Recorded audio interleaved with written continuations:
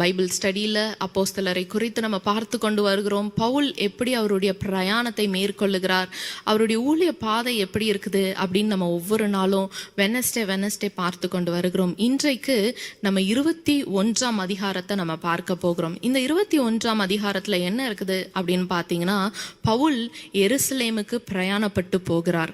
எருசலேமுக்கு அவர் பிரயாணப்பட்டு போகும் பொழுது இந்த அதிகாரத்தில் அவர் எருசலேமுக்கு போயிடுவார். அப்போ என்னென்ன சூழ்நிலை நடக்குது, என்னென்ன காரியங்கள்னால அவர் காயப்படுகிறார் அப்படின்னு சொல்லி நம்ம பார்க்க போகிறோம். முதலாவது பாருங்க, 4ஆம் வசனத்தை நம்ம வாசிக்கலாம். அப்போ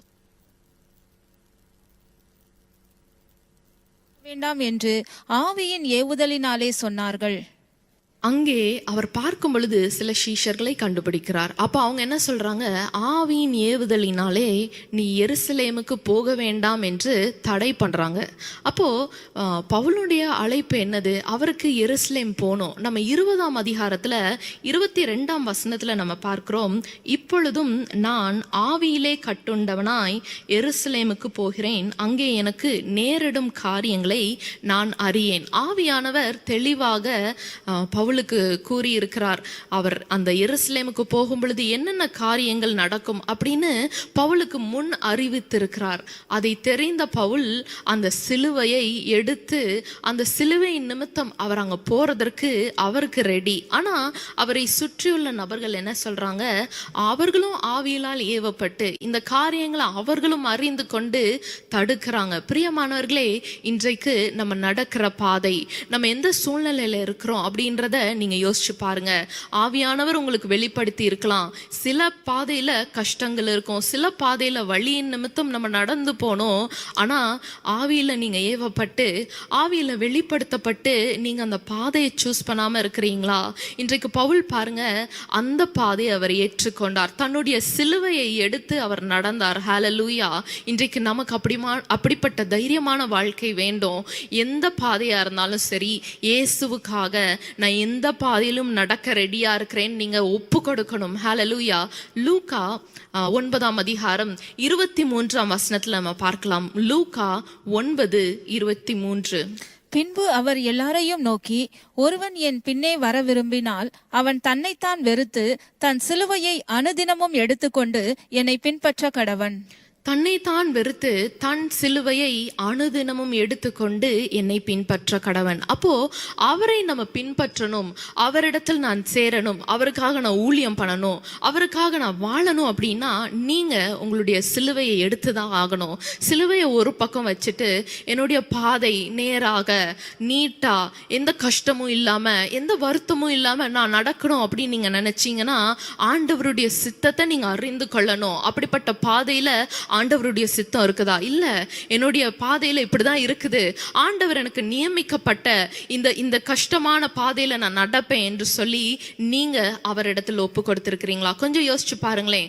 சுற்றி உள்ளவங்கெல்லாம் பவுலின் மேல இருக்கிற அன்பின் நிமித்தம், சுற்றி உள்ளவர்கள்லாம் ஐயோ பவுலுக்கு இப்பெல்லாம் நடந்துருமேன்னு சொல்லி அந்த பயத்தின் நிமித்தம் அவங்க என்ன சொல்றாங்க, நீங்க எருசலேமுக்கு போகாதீங்க அப்படின்னு அவருக்கு அட்வைஸ் பண்றாங்க. இயேசுவை குறித்தும் அப்படிதானே. இயேசு என்ன சொல்றாரு, நான் இந்த நாள்ல சிலுவையில் அறையப்படுவேன் என்று சொல்லும் பொழுது பேதுரு என்ன சொல்றாரு, ஐயோ உங்களுக்கு அப்படிலாம் நடக்க கூடாது. அப்ப இயேசு என்ன சொன்னாரு, அப்பாலே சாத்தானே என்னை விட்டு போ என்று சொல்லுகிறார். அப்படித்தானே? அப்போ இன்றைக்கு ஆண்டவருடைய சித்தத்துக்கு விரோதமாக நம்ம கூட உள்ளவங்க, நண்பர்கள், நம்ம கூட உடன் ஊழியர்கள் என்ன சொன்னாலும் சரி, அவங்க அன்பின் நிமித்தியில சொல்லியிருக்கலாம், அவங்க உங்க மேல உள்ள பிரியத்துல சொல்லியிருக்கலாம், ஐயோ கஷ்டப்பட்டுறக்கூடாதுன்னு சொல்லியிருக்கலாம். ஆனா நீங்க எந்த டெசிஷன்ஸ் எடுக்கும் பொழுதும் ஆண்டவரிடத்துல கேட்கணும், அப்பா உம்முடைய சித்தம் இதுவா, உம்முடைய வழி இதுவா, நான் இப்படிதான் போகணும்னு நீங்க நினைச்சிருக்கீங்களா அப்படின்னு சொல்லி ஒவ்வொரு நேரத்திலும் நீங்க ஆண்டவரிடத்துல கேட்டு அந்த டெசிஷன்ஸ் எடுக்கிறவர்களா இருக்கணும். ஹல்லேலூயா. அடுத்த ஒரு வசனத்தை நம்ம வாசிக்கலாம். அப்போஸ்தலர் 21:5 வசனத்தை பாருங்க. அந்த நாட்கள் நிறைவேறின பின்பு நாங்கள் புறப்பட்டு போகையில் அவர்கள் எல்லாரும் மனைவிகளோடும் பிள்ளைகளோடும் கூட பட்டணத்திற்கு புறம்பே எங்களை வழிவிட்டு அனுப்பும்படி வந்தார்கள். அப்பொழுது கடற்கரையிலே நாங்கள் முழங்கார் படியிட்டு ஜெபம் பண்ணினோம். ஹல்லேலூயா. அவர்கள் வழி அனுப்பும் போது கடற்கரையிலே அவங்க என்ன செய்தாங்களாம், ஜெபம் பண்ணி கொண்டிருந்தார்கள்.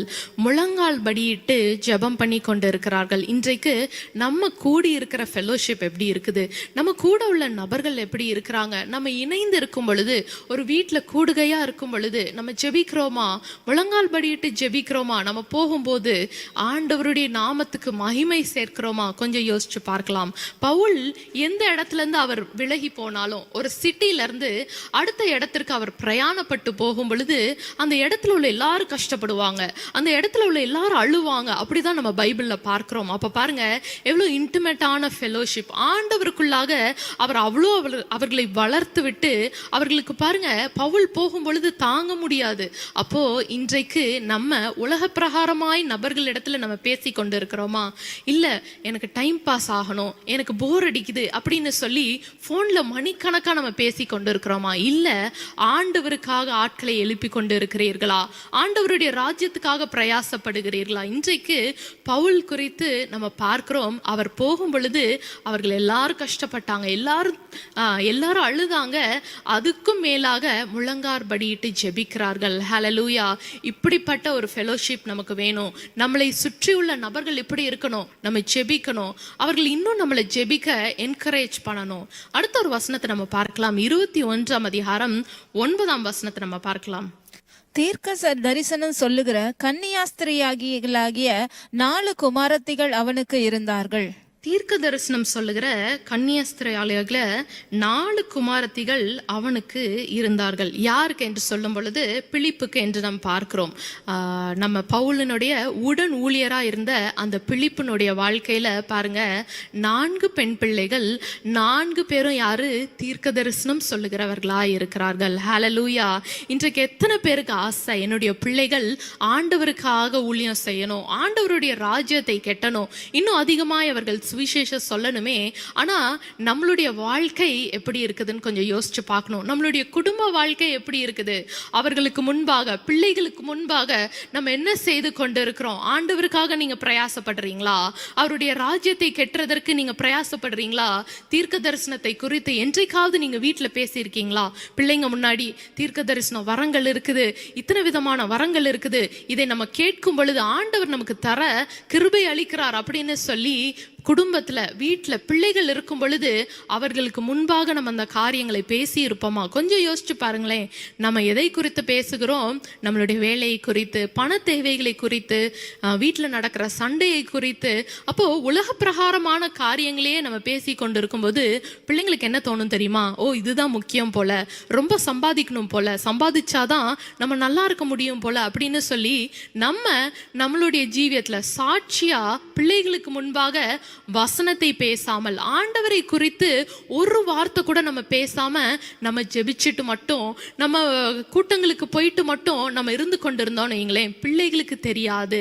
பிள்ளைகளுக்கு முன்பாக சாட்சியாக நீங்க வாழணும். ஹல்லேலூயா. அடுத்த ஒரு வசனத்தை நம்ம வாசிக்கலாம். உபாகமம் 6ஆம் அதிகாரம் 7ஆம் வசனம். உபாகமம் 6:7. நீ அவைகளை உன் பிள்ளைகளுக்கு கருத்தாய் போதித்து, நீ உன் வீட்டில் உட்கார்ந்திருக்கிற போதும், வழியில் நடக்கிற போதும், படுத்து கொள்ளுகிற போதும், எழுந்திருக்கிற போதும் அவைகளை குறித்து பேசி. எவைகளை குறித்து பேசி? அதுக்கு முன்னாடி உள்ள வசனத்தை வாசிங்க. இன்று நான் உனக்கு கட்டளையிடுகிற இந்த வார்த்தைகள் உன் இருதயத்தில் இருக்க கடவது. அவர் சொல்லுகிற வார்த்தைகள் நம்மளுடைய இருதயத்தில் இருக்க கடவுது. ஹல்லேலூயா. அந்த வார்த்தைகளை நீங்க எப்படி பேசணும்? இந்த வசனத்துல சொல்லப்பட்டிருக்கிறது, நீ அவைகளை உன் பிள்ளைகளுக்கு கருத்தாய் போதித்து, நீ உன் வீட்டில் உட்கார்ந்திருக்கும் போதும், வழியில் நடக்கிற போதும், படுத்து கொள்ளுகிற போதும், எழுந்திருக்கிற போதும் அவைகளை குறித்து பேசி. ஹல்லேலூயா. இன்றைக்கு அநேகர் என்ன பண்ணிடுவாங்க தெரியுமா? நம்ம தான் சண்டே கிளாஸ் அனுப்புறோமே, நம்ம தான் VBS அனுப்புறோமே. VBSலாம் வருஷத்துக்கு ஒரு முறை தான் அனுப்புறோம், அதுவும் ஒரு 10 நாள் தான் நடக்கும். அது போதுமா? ஆண்டவருடைய வார்த்தை உங்க பிள்ளைகள் கேட்கிறது அது போதுமா? ஒரு வாரத்துல ஒரு நாள் தான் சண்டே கிளாஸ் இருக்க போகுது, அது எவ்வளவு நேரம் இருக்கும்? ஒரு மணி நேரத்துக்குள்ளாக தான் இருக்கும். அது போதுமா? ஆண்டவருடைய சத்தத்தை உங்கள் பிள்ளைகள் அந்த இடத்துல கேட்டா மட்டும் போதுமா? பிரியமானவர்களே, யார் சொல்லி கொடுக்குறாங்களோ இல்லையோ, ஆண்டவருடைய வார்த்தையை நீங்க உங்க பிள்ளைகள்கிட்ட சொல்லிட்டே இருக்கணும். ஆண்டவர் சொன்ன வாக்கு தத்தங்களை நீங்க சொல்லிட்டே இருக்கணும். அப்பொழுது அந்த பிள்ளைகள் பிள்ளைகள் அதை கேட்டு அதன்படி நடப்பார்கள். ஹalleluya. இன்றைக்கு நம்ம அந்த காரியத்தை செய்யாம நம்மளுடைய அந்த ட்ரபிள்ஸையும் நம்மளுடைய சாரோஸையுமே அதிகமா நினைச்சு கொண்டு இருந்து நமக்கு தான் பிரச்சனைன்னு சொல்லி நம்மளுடைய வாயில ஒரே முறுமுறுப்பு, ஒரே பிரச்சனை அப்படின்னு சொல்லி நம்ம பேச பேச பிள்ளைகள் பார்ப்பாங்க, ஓ இதே பிரச்சனையா இருக்குதே, இதே போராட்டமா இருக்குதே. அதே நேரத்துல நீங்க அந்த சமயத்திலையும் நீங்க ஸ்தோத்திரம் பண்ணி பாருங்களேன், அந்த சமயத்திலையும் நீங்க இன்னும் அதிகமா ஜெபிச்சு பாருங்களேன், பிள்ளைகள் அதை பார்ப்பார்கள். ஆனா இந்த நேரத்துல கூட உங்க பிள்ளைங்க பைபிள் எடுக்காம, இந்த நேரத்துல கூட சர்ச்சுக்கு போகாம இருந்து கொண்டு இருக்கலாம். ஆனா பிரியமானவர்களே, அவர்கள் என்றைக்காவது நீங்க சாட்சியா நிற்கும் பொழுது அவர்கள் திரும்ப அந்த பைபிளை எடுப்பாங்க. அவங்க உங்க கூட சர்ச்சுக்கு வருவாங்க, உங்க வீட்டுல பாட்டு சத்தம் கேட்கும், குடும்ப ஜெபம் பண்ணுவீங்க. அதை நீங்க விசுவாசிக்கிறீங்களா? இன்றைக்கு ஆண்டவர் இடத்துல கேளுங்க, அப்பா என்னை ஒரு சாட்சியாக மாற்றுங்க. எப்படி பிலிப்புனுடைய வாழ்க்கையில அந்த 4 பெண்களும் ஒருத்தர் கூட தப்பல பாருங்களேன். அப்பா அந்த தகப்பனுடைய வளர்ப்பு எப்படி இருந்திருக்கும், அந்த தகப்பன் எவ்வளவு சொல்லி கொடுத்திருப்பாரு. ஒரு வசனத்தை நம்ம வாசிக்கலாமா? 1 கொரிந்தியர் 14:1. 1 கொரிந்தியர் 14:1. அன்பை நாடுங்கள், ஞான வரங்களையும் விரும்புங்கள், விசேஷமாய் தீர்க்க தரிசன வரத்தை விரும்புங்கள். ஹalleluya. அப்போ கர்த்தர் நமக்கு அநேக வரங்களை கொடுத்திருக்கிறார். ஆனா நம்ம என்ன செய்யணும்? அதை நாடணும், அதை தேடணும். அதை பற்றி என்னென்ன வரங்கள் கொடுத்திருக்கிறாங்களே தெரியல அப்படின்னு சொன்னீங்கன்னா அது ரொம்ப கஷ்டம். ஆனா பிள்ளைகள் இடத்துல நீங்க சொல்லணும், தீர்க்க தரிசனம் சொல்றதற்கு கர்த்தர் கிருபை பாராட்டுவார். நீங்க அவங்களை என்கரேஜ் பண்ணணும். அப்போ அவர்கள் அந்த வழியாக நடந்து வருவார்கள். ஹalleluya. பிலிப்புனுடைய வாழ்க்கையில அந்த தகப்பன் செய்த காரியத்தின் நிமித்தம் அந்த 4 குமாரத்திகளும் தீர்க்கதரிசிகளாய் எழும்பினார்கள். ஹalleluya. இன்றைக்கு பெண் பிள்ளைகளா இருக்கட்டும், பசங்களா இருக்கட்டும், ஆண்டவருக்காக அவர்கள் எழும்பணும், எல்லா வரங்களையும் பெற்றுக்கொள்ளணும், ஆண்டவருடைய ராஜ்யத்துக்காக அவர்கள் ஓடணும், பிரயாசப்படணும். நம்ம எவ்வளவுதான் உலகத்துக்காக பண்ணாலும் அதற்கு மேலாக ஆண்டவரை அவர்கள் வைத்துக் கொள்ளணும். ஹalleluya. அடுத்த ஒரு வசனத்தை நம்ம வாசிக்கலாம். அப்போஸ்தலர் 21:10, 11 மற்றும் 12. 10, 11, 12. நாங்கள் அநேக நாள் அங்கே தங்கி இருக்கையில் அகபு என்னும் பேர் கொண்ட ஒரு தீர்க்கதரிசி யூதேயாவிலிருந்து வந்தான். அவன் எங்களிடத்தில் வந்து பவுலினுடைய கச்சையை எடுத்து தன் கைகளையும் கால்களையும் கட்டிக்கொண்டு, இந்த கச்சைகளை உடையவனை எருசலேமிலுள்ள யூதர் இவ்விதமாய் கட்டி புறஜாதியார் கைகளில் ஒப்பு கொடுப்பார்கள் என்று பரிசுத்த ஆவியானவர் சொல்லுகிறார் என்றான். இவைகளை நாங்கள் கேட்டபொழுது எருசலேமுக்கு போக வேண்டாம் என்று நாங்களும் அவ்விடத்தாரும் அவனை வேண்டிக் கொண்டோம். இந்த வசனங்கள்ல நம்ம பார்க்கிறோம், இந்த 3 வசனங்கள்ல பாருங்க, அகப்பு என்று சொல்லுகிற ஒரு தீர்க்கதரிசி அவர் சொல்றாரு, முன்ன அறிவிக்கிறாரு, ஆவியின் ஏவுதலால, ஹோலி ஸ்பிரிட்டோட கைடன்ஸ்னால அவர் சொல்றாரு, இந்த காரியங்கள் உனக்கு நடைபெறும். அதனால மறுபடியும் அவரை சுற்றி உள்ள மக்கள் என்ன சொல்றாங்க, நீங்க எருசலேமுக்கு போக வேண்டாம். பிரியமானவர்களே, எவ்வளோ நேரம் எவ்வளோ காரியங்கள்ல மற்றவர்கள் உங்களுக்கு சில காரியங்களை சொன்னாலும், சில டெசிஷன்ஸ் எடுத்து கொடுத்தாலும், கடைசியான ஒரு காரியத்தை, அந்த டெசிஷனை நீங்க தான் எடுக்கணும். அதுவும் அவரிடத்துல அவருடைய சித்தத்தை கேட்டு நீங்க எடுக்க வேண்டும். இவ்வளோ காரியங்கள் தெரிந்த அந்த பவுல் என்ன சொன்னார் தெரியுமா? அடுத்த வசனத்தை பாருங்க, 13ஆம் வசனம். அதற்கு பவுல், நீங்கள் அழுது என் இருதயத்தை ஏன் உடைந்து போக பண்ணுகிறீர்கள்? எருசலேமில் நான் கர்த்தராகிய இயேசுவின் நாமத்திற்காக கட்டப்படுவதற்கு மாத்திரமல்ல, மரிப்பதற்கும் ஆயத்தமாயிருக்கிறேன் என்றான். ஹalleluya. இயேசுவின் நாமத்திற்காக கட்டப்படுவதற்கு மாத்திரம் அல்ல. இன்றைக்கு இயேசுவின் நாமத்திற்காக நிறைய பேர் ஒரு புகழுக்கா இருக்கட்டும், ஒரு நல்ல லைஃப்கா இருக்கட்டும், அதற்கெல்லாம் இயேசுவின் நாமம் தேவை. நான் நல்ல ஜீவனம் பண்ணணும்னா இயேசுவின் நாமம் தேவை, இயேசுவேன்னு சொல்லுவாங்க. ஆனா பிரச்சனை வரும்போது, பாடு வரும் பொழுது அவரை டோட்டலா இது பண்ணிடுறது. ஏசப்பானாலதான், அவருடைய வார்த்தையை நான் கேட்டனாலதான், இந்த மீட்டிங்க்கு நான் போனனாலதான் அப்படின்னு சொல்லி அவரை மறுதலிக்கிற அநேகர் இருந்து கொண்டிருக்கிறாங்க. பிரியமானவர்களே, பவுல் இந்த இடத்துல சொல்றாரு, இயேசுவின் நாமத்திற்காக கட்டப்படுவதற்கு மாத்திரமல்ல, மரிப்பதற்கும் ஆயத்தமாய் இருக்கிறேன். ஹalleluya. நான் எதற்கு ரெடியா இருக்கணும்? நல்ல காரியத்தை அவரிடத்துல இருந்து பெற்றுக்கொள்றதுக்கு மாத்திரம் கிடையாது, ஒரு நல்ல ஆசீர்வாதங்களை அவரிடத்துல இருந்து நான் வாங்கி கொள்றதுக்கு மாத்திரம் கிடையாது. அவர் என்னென்ன காரியத்தின் வழியாக, எந்தெந்த துன்பத்தின் வழியாக என்னை நடந்து போக ஆண்டவர் சொல்லுகிறாரோ, எந்த பாடுகள் எனக்குன்னு அவர் கொடுத்திருக்கிறாரோ அந்த சிலுவையை எடுத்து நான் நடந்து கொண்டு போகணும். ஹல்லேலூயா. இது கேட்கறதுக்கு கஷ்டமா இருக்கும், ஆனா ஆண்டவருடைய பலத்தை கொண்டு நீங்க அதுல நடந்து போங்களேன். அந்த பாடு உங்களுக்கு பெருசா தெரியாது, அந்த பிரச்சனை உங்களுக்கு பெருசா தெரியாது. ஏன்னா அவர் நடத்தி கொண்டு இருக்கிறார். ஹல்லேலூயா. பிலிப்பியர்ல ஒரு வசனம் இருக்குது, 1:21 கிறிஸ்து எனக்கு ஜீவன், சாவு எனக்கு ஆதாயம். ஹல்லேலூயா. அவருக்காக நம்ம மரிக்கிறதற்கும் தயாராக இருக்கணும். அவருக்காக நான் என்னனாலும் செய்வேன். நம்மளுடைய ஜீவன் பெருசுன்னு நம்ம நினைக்க கூடாது. அவருக்காக என் ஜீவனையும் நான் விட்டு கொடுப்பேன் என்று சொல்லுகிற வண்ணம் அந்த பவுல் சொல்றாரு பாருங்களேன், அவருக்காக மரிக்கிறதற்கு நான் ரெடி அப்படின்னு சொல்லி. இன்றைக்கு நம்ம விசுவாசிகளா எவ்வளோ நாள் வார்த்தைகளை கேட்டுக்கொண்டு இருக்கிறோம், எவ்வளோ நாள் நமக்கு எவ்வளோ சுவிசேஷம் அறிவிக்கப்பட்டிருக்கிறது, எவ்வளோ காரியங்களை கர்த்தர் கற்பித்து கொடுக்கிறார். ஆனாலும் பாருங்க, நம்மளுடைய இருதயத்துல நம்மளுடைய குடும்பம் தான் பெருசா இருக்குது. அப்படி இருக்கக்கூடாது பிரியமானவர்களே. அவர் பெரியவர், அவருடைய கிருபைகள் பெரியது. அவர் கொடுத்தா சரி, ஆனா அவர் கொடுக்கலனாலும் பரவாயில்லை என்று சொல்லுகிற வாழ்க்கை நம்ம வாழணும். அந்த வாழ்க்கையை பிள்ளைகளுக்கு நம்ம வாழ்ந்து காட்டணும். ஹல்லேலூயா. அடுத்த காரியம், அடுத்த ஒரு வசனத்தை நம்ம வாசிக்கலாம். 21 பாருங்க. 21:19 அவர்களை அவன் வினவி, தன் ஊழியத்தினாலே தேவன் புறஜாதிகளிடத்தில் செய்தவைகளை ஒவ்வொன்றாய் விவரித்து சொன்னான். அவர்களை அவன் வினவி தன் ஊழியத்தினாலே தேவன் புறஜாதிகளிடத்தில் செய்தவைகளை ஒவ்வொன்றாய் விவரித்து சொன்னான். ஹல்லேலூயா. இன்றைக்கு எருசலேமுக்கு போன பவுல் பாருங்க, அந்த இடத்துல கர்த்தர் எந்த வழியாய் அவரை நடத்தி கொண்டு வந்தார், எந்தெந்த காரியத்துல அவருக்கு ஜெயம் கொடுத்தார், எவ்வளோ ஒரு பாடுகளின் நிமித்தம் நான் இந்த வாழ்க்கையை வாழ்ந்து கொண்டு வரேன் என்று சொல்லி அவர் விவரித்து சொல்லுகிறார். சாட்சியான்னு சொல்றாரு. இன்றைக்கு எந்தெந்த சிறையிருப்பிலிருந்து கர்த்தர் உங்களை மீட்டு கொண்டு வந்தார், எந்தெந்த பாவத்திலிருந்து கர்த்தர் உங்களை வெளியே கொண்டு வந்திருக்கிறார், எந்தெந்த காரியத்திலிருந்து நீங்க வெளியே வந்திருக்கிறீங்க. ஆனா ஒரு இடத்துல கூட ஆண்டவருடைய நாமத்துக்கு நம்ம மகிமை சொல்லலையே, ஆண்டவருக்கு நம்ம சாட்சியாய் நிக்கலையே.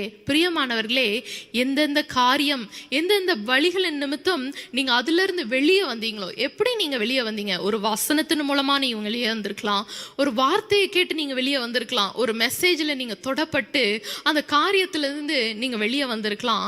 அதை நீங்க மற்றவர்களுக்கு அறிவிக்கணும்.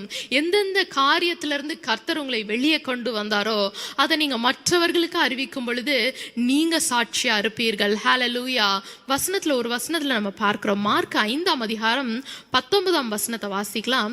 இயேசு அவனுக்கு உத்தரவு கொடாமல், நீ உன் இனத்தாரிடத்தில் உன் வீட்டிற்கு போய் கர்த்தர் உனக்கு இறங்கி உனக்கு செய்தவைகளை எல்லாம் அவர்களுக்கு அறிவி என்று சொன்னார். ஹல்லேலூயா. இன்றைக்கு கர்த்தர் நம்மேல் இறங்கின காரியங்கள் அநேகமாய் இருக்குது. அவர் இரக்கம் காட்டின காரியங்கள் அநேகமா இருக்குது. ஆனா அதெல்லாம் மூடி மறைச்சிட்டு அதெல்லாம் சேஃப்கார்ட் பண்ணி நம்ம வச்சிட்டு இருக்கோம். இல்ல, இனியும் நீங்க மௌனமா இருக்க கூடாது. இனி நீங்க ஆண்டவர் உங்களுக்கு செய்த ஒவ்வொரு அதிசயங்களையும் ஒவ்வொரு காரியங்களையும் மற்றவர்களுக்கு சொல்லுங்க. உங்களுக்கு தெரியாது, உங்களுடைய சாட்சியின் நிமித்தம் யார் தொடப்படுவாங்கன்னு உங்களுக்கு தெரியாது. நீங்க நினைக்கலாம், இது ஒரு சின்ன சாட்சியா இருக்குதே, இதெல்லாம் ஒரு சாட்சியா அப்படின்னு நீங்க நினைக்கலாம். பிரியமானவர்களே, நான் நிற்பதும் நிர்மூலமாகாதிருப்பதும் அவருடைய சுத்த கிருபை. இன்றைக்கு நான் நின்று கொண்டு இருக்கிறேன், நான் மூச்சு விடுறேன் அப்படின்னா அவருடைய கிருபை. அப்போ எந்த சின்ன காரியமும் பாருங்க ஆண்டவருடைய மகிமைக்கு சேரும். அப்போ நீங்க இனி மௌனமா இருக்கக்கூடாது. ஆண்டவர் இடத்துல கேளுங்க, நான் எப்படி சொல்லணும், என்னுடைய சாட்சியை இன்னும் யார் இடத்துல சொல்லணும். நீங்க கமெண்ட்ஸ்ல கூட போடலாம், ஆண்டவர் உங்களை எந்த விதத்துல சந்தித்தாரு, எந்த பாவத்துல இருந்து அவர் உங்களை மீட்டு கொண்டாரு, எந்தெந்த காரியத்துல நீங்க விடுதலை பெற்று கொண்டீர்கள் என்று மற்றவர்களுக்கு நீங்க ஷேர் பண்ணலாம். அதை பார்த்து படிப்பவர்கள் அந்த வழியின் நிமித்தம் போய் கொண்டிருக்கலாம். ஆனா அவர்களுக்கு ஒரு காரியம் நிச்சயமா தெரியும், ஆண்டவர் கடைசியில ஒரு மகிமையான காரியத்தை எனக்கு வைத்திருக்கிறார், மகிமையான காரியத்தை எனக்கும் என்னுடைய குடும்பத்துக்கும் வைத்திருக்கிறார் என்று அவர்கள் விசுவாசிப்பார்கள். இன்றொரு வசனத்தை பார்க்கலாம். அப்போஸ்தலர் 4:20. அப்போஸ்தலர் 4:20.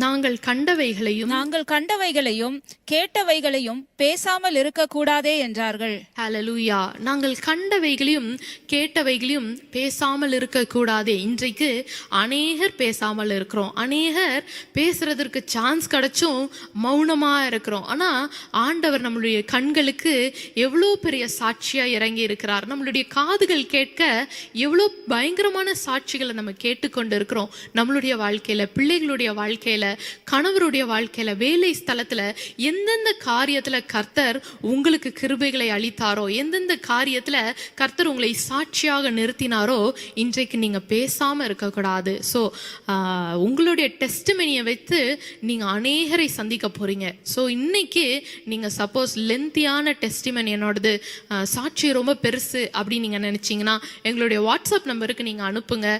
உங்களுடைய சாட்சிகள் கண்டிப்பாக அநேகருடைய வாழ்க்கையில ஒரு பெரிய மாற்றத்தை உண்டு பண்ணும். அடுத்து பவுல் எருசலேமுக்குள்ளாக கடந்து சென்றார். அந்த இடத்துல அவர் என்னென்ன பிரச்சனை நிமித்தம், எந்தெந்த போராட்டத்தின் நிமித்தம் அவர் போய்கொண்டு இருக்கிறார் என்று நம்ம சில வசனங்கள்ல பார்க்க போகிறோம்.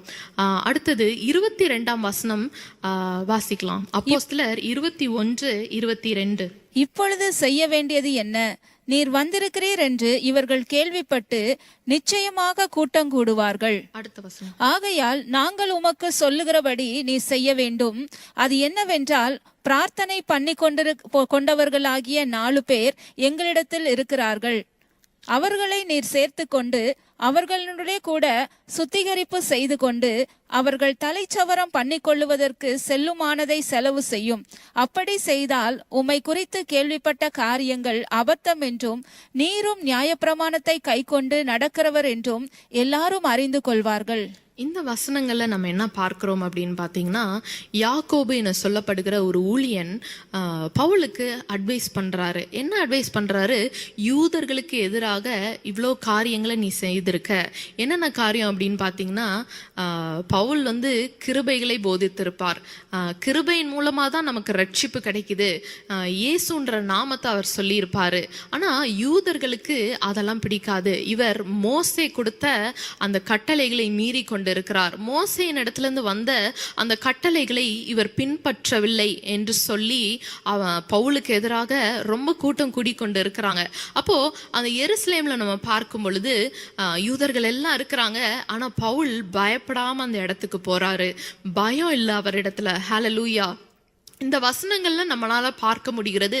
யாக்கோபு சொல்றாரு, அப்ப நீங்க சுத்திகரித்து கொள்ளுங்க, சுத்திகரிச்சுட்டு அந்த யூதருக்கு முன்பாக நம்ம செல்லலாம் அப்படின்னு சொல்லி அடுத்த சில வசனங்கள்ல நம்ம பார்க்கலாம். 27ஆம் வசனத்துல இருந்து 30ஆம் வசனத்துக்குள்ளாக நம்ம படிக்கும் பொழுது அதுல நமக்கு தெரியுது, அந்த ஆசியால இருக்கிற யூதர்கள் என்ன செய்யறாங்க? பவுலை பார்த்து விடுகிறார்கள். அந்த எருசலேமுக்கு அவர் சுத்திகரிப்புக்காக அந்த ஆலயத்துக்குள்ளாக அவர் கடந்து சென்றார்.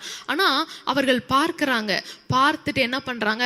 இது பவுல் தானே அப்படின்னு சொல்லி உடனே என்ன பண்றாங்க? அந்த பவுலை இழுத்து கொண்டு போய் எல்லா மனிதர்களும் அந்த பவுலின் மேல விழுந்து அவரை இழுத்து அடிச்சு அவரை துன்புறுத்துகிறார்கள். பிரியமானவர்களே, இதெல்லாம் பவுலுக்கு தெரியுமா அப்படின்னா ஆமா தெரியும். 20ஆம் அதிகாரத்துல இருந்து நம்ம பார்த்து கொண்டு வரோமே, ஆவியினால் அவர் ஏவப்பட்டு இந்த காரியங்கள்லாம் அவளுக்கு தெரிஞ்சு அநேக மக்கள் சுற்றி நீங்க போகாதீங்க, இந்த காரியம் தான் உங்களுக்கு நடக்க போகுது அப்படின்னு சொல்லி எல்லாம் சொல்லியுமே பவுல் தன்னுடைய சிலுவையை எடுத்துக்கொண்டு அவர் நடந்தார். ஆனா நடக்கும் பொழுது பாருங்க, அந்த காரியம் மாறிச்சா? இல்ல.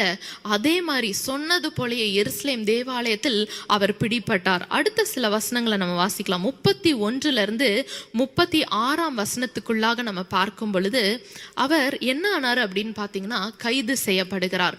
கைது செய்யப்பட்டு யூதர்களால் கொலை முயற்சி கூட அந்த இடத்துல நடக்குது. சில வசனங்களை நம்ம வாசிக்கலாமா? 31ஆம் வசனத்தை நம்ம வாசிக்கலாம். அவர்கள் அவனை கொலை செய்ய எத்தனித்திருக்கையில் எருசலேம் முழுவதும் கலக்கமாயிருக்கிறதென்று போர் சேவகரின் சேனாபதிக்கு செய்தி வந்தது. அடுத்த வசனம். உடனே அவன் போர் சேவகரையும் அவர்களுடைய அதிபதிகளையும் கூட்டிக் கொண்டு அவர்களிடத்திற்கு ஓடினான். சேனாபதியையும் போர் சேவகரையும் அவர்கள் கண்டபோது பவுலை அடிக்கிறதை விட்டு நிறுத்தினார்கள். இந்த இடத்துல நம்ம பார்க்கிறோம், தேவாலயத்துல பவுலை போட்டு என்ன பண்றாங்க, அடிச்சிட்டு இருக்கிறாங்க, அவனை துன்புறுத்தி கொண்டு இருக்கிறார்கள். அப்போ அந்த இடத்துல ஒரு ரோம சேனாதிபதி வருகிறார். அவர் வந்தோடனே எல்லாரும் விலகி போயிடுறாங்க. பிரியமானவர்களே, ஒரு வசனம் இந்த இடத்துல ஞாபகம் வருது. சங்கீதம் 34 அதிகாரம் 19 வசனம். சங்கீதம் 34:19. நீதிமானுக்கு வரும் துன்பங்கள் அநேகமாயிருக்கும், கர்த்தர் அவைகள் எல்லாவற்றிலும் நின்று அவனை விடுவிப்பார். ஹல்லேலூயா. அடுத்த வசனத்தை நம்ம பார்க்கலாம். அவனுடைய எலும்புகளை எல்லாம் காப்பாற்றுகிறார், அவைகளில் ஒன்றும் முறிக்கப்படுவதில்லை. அவனுடைய எலும்புகளை எல்லாம் அவர் காப்பாற்றுகிறார், அவைகள் ஒன்றும் முறிக்கப்படுவதில்லை. ஹல்லேலூயா. இன்றைக்கு மனிதர்கள் எவ்வளவுதான் நமக்கு எதிராக எழும்பி இருந்தாலும், நமக்கு எவ்வளவுதான் பிரச்சனையா சூழ்நிலை தெரிஞ்சாலும், ஆனா ஆண்டவர் அதை அனுமதித்திருந்தால், அந்த சிலுவையில நம்ம நடக்கணும், இந்த சிலுவை தான் எனக்கு அப்படின்னு இருந்தா நம்ம அதை எடுத்துட்டு நடந்துதான் ஆகணும். ஆனா நடக்கும் பொழுது பாருங்க, இந்த 2 வசனம் கர்த்தர் நமக்கு கிருபையாய் கொடுத்தது. 19 வசனத்துல நம்ம பார்க்கிறோம், நீதிமானுக்கு வரும் துன்பங்கள் அநேகமாய் இருக்கும், கர்த்தர் அவைகள் எல்லாவற்றிலும் நின்று அவனை விடுவிப்பார். ஹல்லேலூயா. இன்றைக்கு எந்தெந்த பிரச்சனை நிமித்தம் நீங்க நடந்து கொண்டு இருக்கிறீர்களோ, எந்தெந்த போராட்டம் உங்களை கலங்க வைக்குதோ, கண்ணீரோடு நீங்க உட்கார்ந்து கொண்டு இருக்கலாம். பிரியமானவர்களே, அதிலிருந்து கர்த்தர் நின்று உங்களை விடுவிப்பார். அந்த சர்வ வல்லமை உள்ள தேவன் நின்று விடுவிக்கிறார் என்று வசனத்துல சொல்லப்பட்டிருக்கிறது. யாராவது ஏதாவது இடத்துக்கு போகும்போது ஒரு துணை இருந்தா எவ்வளவு நல்லா இருக்கும்ல. பக்கத்துல யாராவது கூட நடந்து போகும்போது ரொம்ப நல்லா இருக்கும், நமக்கு ஒரு சப்போர்ட்டா இருக்கும். நம்ம கூடவே யாராவது இருந்தா இன்னும் நல்லா இருக்கும். அப்போ இந்த வசனத்துல அவர் நம்மோடு கூட நின்று நமக்காக யுத்தம் செய்கிற தேவனா இருக்கிறார். ஹல்லேலூயா. எந்த கவலையா இருந்தாலும் பரவாயில்ல, எந்த கஷ்டமா இருந்தாலும் பரவாயில்ல, நீங்க ஆண்டவர் இடத்துல சொல்லிருங்க. உங்களுடைய காரியங்களை அவரிடத்தில் நீங்கள் அறிவிக்கும் பொழுது அவர் எல்லாவற்றையும் பார்த்து கொள்வார். ஹல்லேலூயா. பழைய ஏற்பாட்டில் நம்ம பார்க்கும் பொழுது யாத்ராகமத்துல இந்த இஸ்ரவேல் ஜனங்கள் அவ்வளோ பெரிய ஒரு ஓஷன் அவர்களுக்கு முன்பாக இருக்கிறது, ஜலம் அவ்வளோ பெருசு நேரத்துல அந்த ஜலத்தை கர்த்தர் பிரித்தார். எந்த ஜலம் அவங்களுக்கு பிரச்சனையா இருந்துச்சோ அது மதிலாக நின்றது. ஹல்லேலூயா. இன்றைக்கு உங்களுடைய பிரச்சனைகளை கர்த்தர் மதிலாக மாற்றி போட வல்லவரா இருக்கிறார். எந்த காரியம் உங்களுக்கு முடியல, இதோட ஸ்டாப்பா இருக்கேனே அப்படின்னு நீங்க நினைக்கலாம், அந்த காரியத்தை கர்த்தர் உங்களுக்கு மதிலாக நிறுத்துவார். ஹல்லேலூயா. இந்த வசனங்களை நம்ம பார்க்கும் பொழுது பவுலுக்கு ஒரு எஸ்கேப் ரூட்டே கிடையாது, அப்படிதானே? எருசலேம் தேவாலயத்துக்குள்ளாக அவர் போகும் பொழுது அந்த இடத்துல யார் இருக்கிறா? யூதர்கள் சூழ்ந்துட்டாங்க, அடிக்கிறாங்க, அவரை கொலை பண்றதற்கு முயற்சி செய்றாங்க. கர்த்தர் அந்த இடத்துல ஒரு மனுஷ தயவை கொடுக்கிறார் பவுலுக்கு. அந்த ரோமர்களை கர்த்தர் அனுப்பி வைக்கிறார். ஹல்லேலூயா. இன்றைக்கு ஒரு ஈஸி வே அவுட்டே எனக்கு இல்லையே, இதற்கு மேல நான் என்ன செய்ய போறேன் என்று நீங்க கேட்கும் பொழுது கர்த்தர் உங்களுக்கு ஏற்ற மனிதர்களை அனுப்புவார். அந்த மனுஷ தயவை கர்த்தர் உங்களுக்கு கொடுப்பார். நான் ஸ்டக்கா இருக்கேனே, என்ன பண்ணேன்னு எனக்கு தெரியலையா அப்படின்னு நீங்க நினைக்கும் பொழுது ஆண்டவருடைய சித்தத்துக்கு நீங்க உங்களை அனுமதித்து ஆண்டவருடைய சித்தத்தின்படி நீங்க நடக்கும் பொழுது நீங்க ஸ்டக்கே ஆக மாட்டீங்க. பார்க்கும் பொழுது அது ஒரே இடமா இருக்கலாம், ஆனா ஆண்டவர் உங்களை உயர்த்தி கொண்டே இருக்கிறார். அவர் உங்களை உயர்த்தி கொண்டே இருக்கிறார். இந்த விஷயத்தை மட்டும் நீங்க ஞாபகம் வச்சுக்கோங்க, இதை நீங்க விசுவாசிங்க. ஹல்லேலூயா. இன்னொரு வசனத்தை நம்ம பார்க்கலாம். அந்த 37-40 வசனங்கள்ல நம்ம பார்க்கும் பொழுது பவுலனுடைய ஒரு பெரிய சாட்சியை நம்மளால பார்க்க முடியும். 37 வசனத்தை வாசிக்கலாமா? அவர்கள் பவுலை கோட்டைக்குள்ளே கொண்டு போகிற சமயத்தில் அவன் சேனாபதியை நோக்கி, நான் உம்முடனே ஒரு வார்த்தை பேசலாமா என்றான். அதற்கு அவன், உனக்கு கிரேக்கு பாஷை தெரியுமா? கிரேக்க பாஷை உனக்கு தெரியுமா என்று சொல்லி கேட்கிறார். அப்ப பாருங்க, அவர் கிரேக்க பாஷை தெரிஞ்சவர். இன்னொரு காரியம், அவர் எபிரேய பாஷையிலும் பேசினவர். ஹல்லேலூயா. அடுத்த வசனத்தை பாருங்க. நீ இந்த நாட்களுக்கு முன்னே கலகம் உண்டாக்கி 4000 கொலை பாதகரை வனாந்திரத்திற்கு கொண்டு போன எகிப்தியன் அல்லவா என்றான். எகிப்தியன் அல்லவா என்று கேட்கிறார். அவர் பவுல் ஒரு யூதர் தான், ஒரு ப்ராப்பரான, அவர் எல்லா காரியங்களையும் படித்து எல்லா காரியங்களும் அதன்படி செய்து அநேக கிறிஸ்தவர்களை துன்புறுத்தி எப்படி இந்த யூத ஜனங்கள் இந்த எருசலேமுக்குள்ளாக இருக்கிறார்களோ அதே பாதையின் நிமித்தத்துல பவுல் போயிருக்கிறாரு.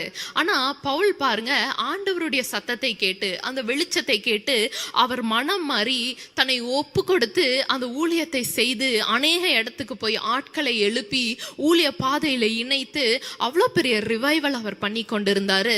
ஆனா திரும்பியும் பாருங்க, அவருக்கு ஒரு இருதயம், எருசலேமுக்கு நான் வரணும். அதே இடத்துக்கு அவர் வராரு. அவரை போல எத்தனை மக்கள் அங்க இருக்கிறாங்க, அவரை போல எத்தனை பேரு ஆண்டவரை இயேசுவை அறியாமல், அந்த ரட்சிப்புக்குள்ளாக நடத்தப்படாமல், அந்த நாமத்தை சொல்லாம, ஐயோ பாரம்பரியத்திலே அநேகர் இருக்கிறாங்களே, அநேகர் அந்த நியாய பிரமாணத்தை பிடித்து கொண்டு இருக்கிறார்களே, அதற்கு வெளியாக நிறைய காரியங்கள் இருக்குதே, இயேசு எவ்வளவோ டீச் பண்ணியிருக்காரே என்று சொல்லி அவருடைய இருதயத்துல ஒரு வாஞ்சை. பிரியமானவர்களே, இன்றைக்கு கர்த்தர் எந்த சூழ்நிலையிலிருந்து உங்களை மீட்டு கொண்டாரோ அந்த சூழ்நிலையில இருக்கிற மக்களுக்காக நீங்க பிரயாசப்படுங்க. அவர்களுக்கு கர்த்தர் உங்களுக்கு சொல்லி கொடுத்த காரியங்களை நீங்க போய் சொல்லி கொடுங்க.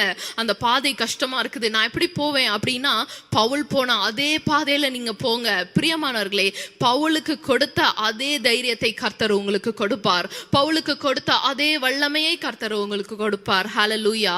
அடுத்த வசனத்தை நம்ம வாசிக்கலாம், 39 மற்றும் 40. அதற்கு பவுல், நான் சிசிலியா நாட்டிலுள்ள கீர்த்தி பெற்ற தர்சு பட்டணத்து யூதன், ஜனங்களுடனே பேசும்படி எனக்கு உத்தரவாக வேண்டும் என்று உம்மை வேண்டிக் கொள்ளுகிறேன் என்றான். உத்தரவான போது பவுல் படிகளின் மேல் நின்று ஜனங்களை பார்த்து கையமர்த்தினான். மிகுந்த அமைதல் உண்டாயிற்று. அப்பொழுது அவன் எபிரேய பாஷையிலே பேசத் தொடங்கினான். ஹல்லேலூயா. இந்த இடத்துல பாருங்க, ஒரு பெரிய மனுஷ தயவை நம்மளால பார்க்க முடிகிறது. எந்த தேவாலயத்துல, எந்த இடத்துல பவுலை அடிச்சாங்களோ, எந்த இடத்துல பவுலை கொலை பண்ணணும் அப்படின்னு முயற்சி செய்தார்களோ, அந்த இடத்துல அவர் எபிரேய பாஷையில பேச ஆரம்பிக்கும் பொழுது அங்க ஒரு பெரிய அமைதி உண்டாகுது. கடைசி வசனத்துல நம்ம பார்க்கிறோம், பவுல் படிகளின் மேல் நின்று ஜனங்களை பார்த்து கையமர்த்தினான். மிகுந்த அமைதல் உண்டாயிற்று. அப்பொழுது அவன் எபிரேய பாஷையில் பேச தொடங்கினான். ஹல்லேலூயா. யார் அடிச்சாங்களோ அவர்களுக்கு முன்பாக பேசுகிற கிருபையை கர்த்தர் கொடுத்தார். அவர்களுக்கு முன்பாக சாட்சியாக கர்த்தர் நிறுத்தினார். இன்றைக்கு நம்மளுடைய காரியத்தின் நிமித்தம், நம்மளுடைய பிரயாணத்தின் நிமித்தம், எந்த பாடுகளின் நிமித்தம் நீங்க அமைதியா இருக்கிறீங்களோ அமைதியா இருக்காதீங்க. பவுல் எருசலேமுக்கு போனது போல, பவுல் எந்த காரியத்தின் நிமித்தம் அவன் கஷ்டப்பட்டு, அவன் மற்றவர்களை கஷ்டப்படுத்தி, யாரெல்லாம் அவன் துன்புறுத்தி அந்த இடத்துல இருந்து செய்த ஒவ்வொரு காரியத்தையும் அவன் அடுத்த சாட்சியாய் சொல்றதற்கு, நான் எப்படி மாறினேன், என்னுடைய வாழ்க்கையை ஆண்டவர் எப்படி மாத்தினார் அப்படின்னு சொல்லி அடுத்த அதிகாரத்துல அவர் அழகாய் பேசுகிறார். ஹல்லேலூயா. அடுத்த வாரம் அதை குறித்து நம்ம பார்க்கலாம். ஆனா இந்த அதிகாரத்துல பாருங்க, ஆண்டவர் சாட்சியாக நிறுத்தினார் பவுலை.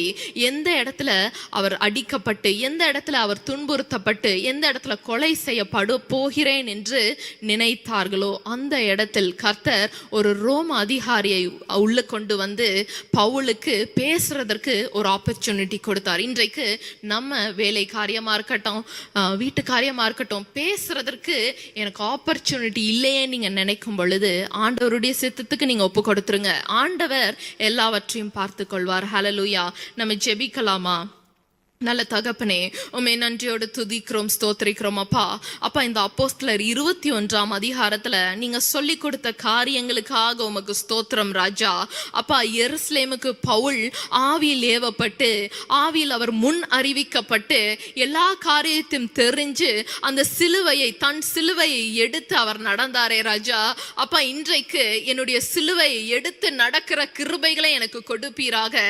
அந்த பாதை கஷ்டமா இருந்தாலும், அந்த பாதை வேதனையா இருந்தாலும், எவ்வளோ பாடின் மத்தியில நான் நடந்து போனாலும் என் சிலுவையை நான் கீழே விட்டுறக்கூடாதுப்பா. அந்த சிலுவையை எடுத்து நடக்கிற கிருபைகளை எனக்கு கொடுப்பீராக ராஜா. அந்த சிலுவையை நான் எடுத்து நடக்கணுமே ஆண்டவருடைய ராஜ்யத்துக்காக, ஆண்டவருக்காக.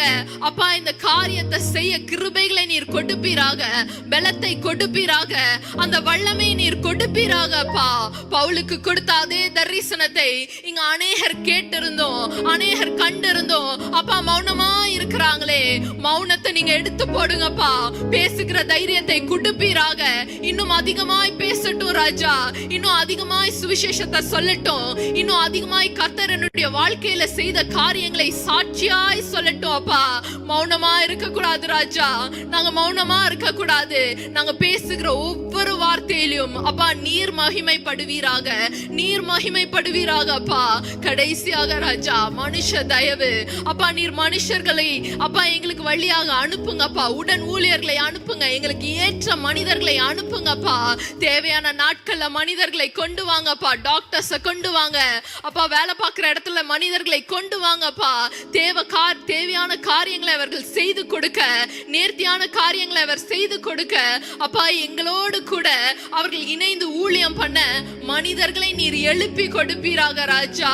பவுலுக்கு கொடுத்த அத்தனை கிருபைகளையும், பவுலுக்கு நீர் காட்டின அத்தனை தயவுகளையும், அத்தனை கிருபைகளையும் எங்களுக்கு கொடுப்பீராகப்பா. பவுலை போல ராஜா, எந்த பாடு நிமித்தமும், கஷ்டத்தின் நிமித்தமும் அப்பா, பசியின் நிமித்தமும், நிர்வாணத்தின் நிமித்தமும் அப்பா, உம்மை விட்டு விலகுகிற பிள்ளையாக நான் இருந்துடக்கூடாது. உம்முடைய சமூகத்தை விட்டு விலகுகிற பிள்ளையாக நான் இருந்துடக்கூடாதப்பா. என்னுடைய இருதயத்தை நீர் மாற்றி போடுங்க, என்னுடைய சிந்தையை நீர் மாற்றி போடுங்கப்பா. உம்மிடத்துல நான் ஒப்பு கொடுக்கிறேன், உம்மிடத்துல நான் ஒப்பு கொடுக்கிறேன் அப்பா. என்ன ஒப்பு கொடுக்கிறேன்? என்னுடைய பிள்ளைகளை ஒப்பு கொடுக்கிறேன், என்னுடைய ஊழியத்தை ஒப்பு கொடுக்கிறேன், என்னுடைய வேலையை ஒப்பு கொடுக்கிறேன் அப்பா. நீர் உயர்த்துங்க. என்னுடைய ஏற்ற காலத்துல, குறித்த நாட்கள்ல நிறைவேற்றுகிற தேவனே அப்பா, நீர் நிறைவேற்றி கொடுப்பீராக. உம்முடைய பாதத்துல வைத்து அப்பா, இன்றைக்கு கமெண்ட்ஸ்ல அநேகம் பேர் ஜப குறிப்புகளை போட்டு கொண்டு இருக்கிறாங்க. வீட்டுல கண்ணீரோடும் கஷ்டத்தின் நிமித்தத்திலும் அப்பா பார்த்து கொண்டு இருக்கிறார்கள். இறங்குங்கப்பா, அவர்களுடைய வாழ்க்கையில நீங்க இறங்குங்கப்பா. இரக்கம் காட்டுங்க தேவனே அப்பா. உம்முடைய பாதத்துல அமர்ந்து நாங்க ஜெபிக்கிறோம் அப்பா. எல்லாவற்றையும் நீர் பொறுப்படுத்திக் கொள்ளுங்க, ஆசீர்வதிங்க. இயேசுவின் நாமத்திலே ஆமென்.